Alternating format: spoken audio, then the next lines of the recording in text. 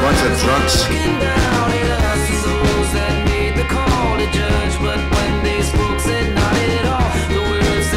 So, Judge Napolitano's on the way, and just in time, because we need to ask him about the whole possibility of an upcoming special prosecutor for Hillary and Go to jail. Oh, I know, honey. Maybe. You never know. I don't know. I'd love to see Brennan and Clapper and Obama and all the usual suspects in the Obama administration drawn into this, because it's going to be about unmasking and uranium and all that kind of stuff. And we'll see whether it actually happens. But I will talk to Judge Napolitano about that. They call this basically a congressional criminal referral, which is an outgrowth of a committee and sending this to the FBI. So we will talk to Judge Napolitano about that. Meanwhile, some minor fact crimes and journalistic crimes going on here in St. Louis. So, Pippi, I got an email about this a while back. It was last week or something.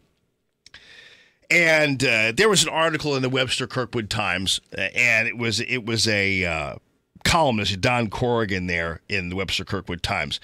And somebody sent it to me because he was quoting a guy, this Bill Freevogel, who is is a professor of media law at the Southern Illinois University in Carbondale, otherwise known as a high school with ashtrays. And he's there and runs a thing called the Gateway Journalism Review. So go to the Gateway Journalism Review and see what the Gateway Journalism Review is. And it's basically Freevogel panting his left-wing views as he sits there and guzzles bourbon in front of his Dell. And that's pretty much the Gateway Journalism Review there. Anyway, Freevogel refers to me as a Sean Hannity wannabe, which, of course, is typical of these washed-up journalists. They don't have an original thought. I don't know how many times I've been called a Sean Hannity wannabe, whether it be from some idiot on Twitter or Media Matters or whatever. I've been there, done that, have the T-shirt, you know. But anyway, Don Corrigan, who by the way, you know, he's hard not to like. He's an irascible old liberal, and I've known him for a little while. I've talked to him, and every time I've had a conversation with him, he's been a nice guy. But he's irascible, and he's just one of those crazy old liberal coots working at the Webster Kirkwood Times, which, by the way, I have to applaud the Webster Kirkwood Times because at least they operate using their own money. They're not publicly funded. They are the Webster Kirkwood Times, and they're basically a shopper. They do a lot of advertising, and they do a few articles here and there about the board meeting or the zoning commission meeting or whatever. And then they have usually a bunch of letters to the editor with people bitching about litter, and that's pretty much the Webster Kirkwood Times. It's a nice little quaint little operation there, but at least they make their own money. Okay, yeah. So I can't fault them for that. But I will tell you that Freevogel, and then they also quote some woman named Jessica Brown. She's the founder of the Gateway Media Literacy Partners. Heaven knows what that is, but it's another navel-gazing consortium of washed-up journalists who can't survive without themselves being publicly funded. Anyway, Freevogel's main beef is with Sinclair, which is a company I work for on my TV side, and they're going to be expanding their operations here. The FCC has essentially approved the purchase of Tribune, which owns Channel 2, and we've got KDNL, and we've got KPLR, and so 3 different stations will likely soon be owned by Sinclair. Apparently that's just unconscionable for people like Freevogel and the rest of the gang because they say it's going to reduce the diversity of messaging here. And it's going to reduce diversity. And this one Jessica Brown woman claims it's going to cost jobs, which, of course, is completely, totally baseless. And there's no basis in fact for making that claim. Don Corrigan is involved in this because he's basically quoting Freevogel and the rest of the gang there. So Freevogel works at Southern Illinois University in Carbondale. Again, another high school with ashtrays, funded by taxpayers, and 91% of the money that SIUC, or what the hell you call it, gets from the state, 91% of it goes to salaries. So 91% of Illinois tax dollars that go to Carbondale go into the pockets of people like William Freevogel, who used to work for the Post-Dispatch and now just simply stares at his fat stomach at Southern Illinois Carbondale. And so, and writes blog posts that virtually, like, you go there, and normally you'd think that, well, it's a gateway journalism review, but actually it's just a vehicle for him to spout his left-wing anti-Trump views. And basically at taxpayer expense, by the way. He's also featured on St. Louis Public Radio, another taxpayer-funded operation that wouldn't exist without public funding. And Carbondale wouldn't exist without public funding. And Freevogel's professorship wouldn't exist without public funding. So these guys know nothing about true competition and making their own way. And in fact, Freevogel used to work for the Post-Dispatch, which, by the way, to my understanding, is the only media outlet actually in town where there are job losses.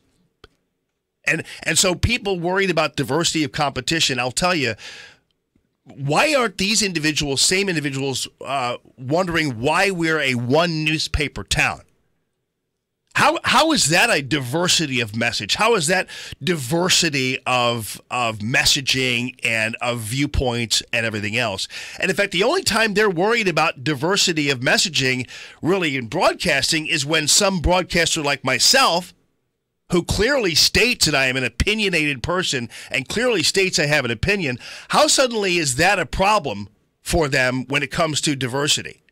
The reality is their real problem is that there are other voices besides their own. That's what they're really concerned about. They don't want this infusion of opposite voices because Freevogel and his gang of trough feeders from the public trough are like it that way. They like to be able to kind of spout off their stuff and be a bunch of anti-Trumpers on the public dole and the public dime. And that's why they don't want me around. And that's why they try to run down Sinclair, run down the media here, the diversity media and the conservative media here, and because they don't want it around. They don't want it in their midst anymore, so they complain under the auspices of the FCC rules and lack of diversity, when in fact the only lack of diversity I see is in our print media here. And also within the reaches of journalism schools, for instance, at Southern Illinois University in Carbondale, where he's a professor of media law. He's a journalism professor. He's a professor of media law. And you want to see the fire-breathing left-wing crap that this guy types out of his Dell. I mean, you'd be... The fact that this guy is teaching journalism is disturbing to begin with. But again, shouldn't the focus of many of these people who are concerned about diversity, shouldn't that be wondering why, for instance, the Post-Dispatch is the only major newspaper in town? Shouldn't they be concerned about that? And shouldn't they go back in time and wonder, why is it that the Post-Dispatch is one of the only newspapers in town?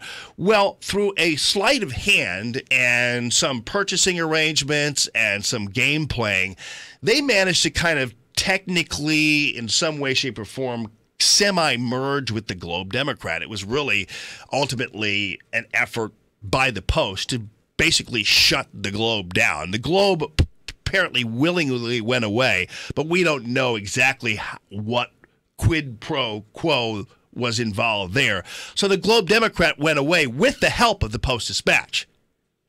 So much for diversity of media when you have one newspaper virtually closing down the other one. And now we're a city that has only one major daily and no other voices, no conservative newspaper or no newspaper that used to be like the Globe used to have a conservative angle to it editorially, and that's gone now. And Freevogel and the rest of this gang want to keep it just like a one newspaper town. They want it to be a one TV station town and a one public radio town and a one high school with ashtrays town. And that's just not happening. And I feel bad for them because they are definitely so butthurt over this, but we're here to stay, and in fact, we're growing. well before Vogel's will be around well after his liver goes out.